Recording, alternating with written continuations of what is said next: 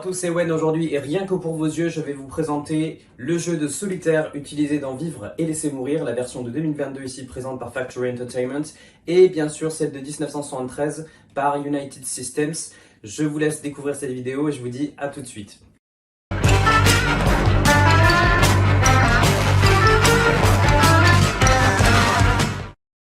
La version de 1973 est un jeu de tarot de type marseillais avec les arcanes traditionnels de 78 cartes, édité par US Games Systems.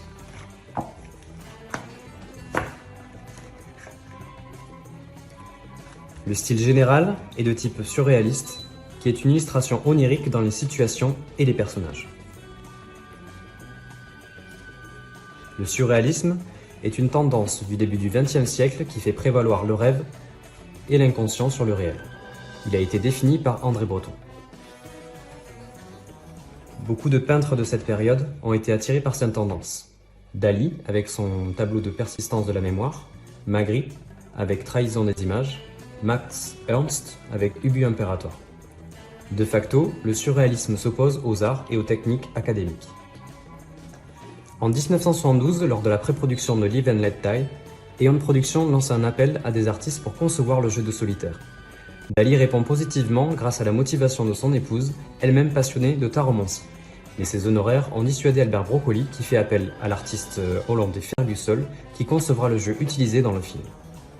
Malgré ça, Salvador Dali éditera son propre jeu en 1984, il sera rapidement épuisé mais sera à nouveau disponible au public durant les années 2000.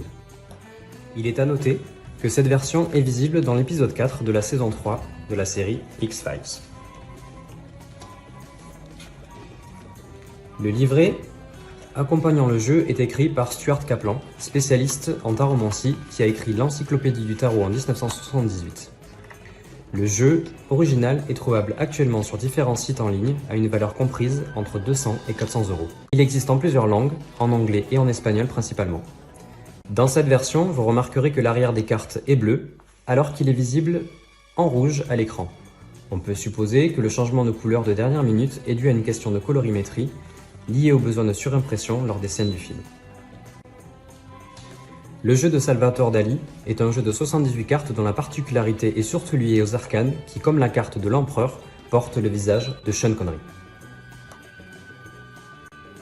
La version de 2022, quant à elle, est une réédition de la version de 2008, produite par Factory Entertainment.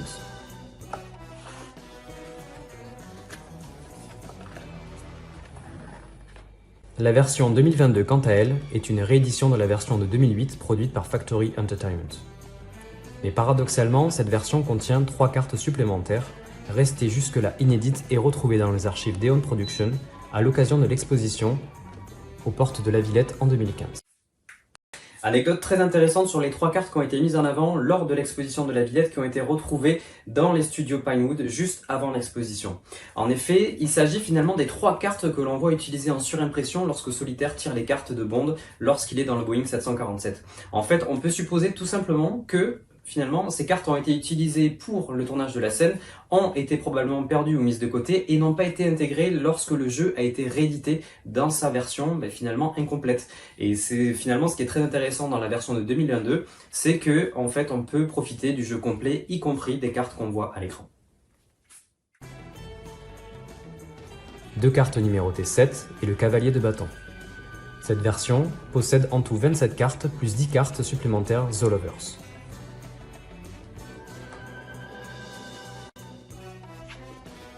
La carte The Lovers est selon moi celle qui est graphiquement la plus intéressante. Il est tout d'abord très difficile de ne pas y voir une référence biblique. Les 2 personnages évoquent directement Adam et Ève, par leur nudité et surtout par la chevelure du personnage féminin qui renvoie directement au serpent responsable du péché originel.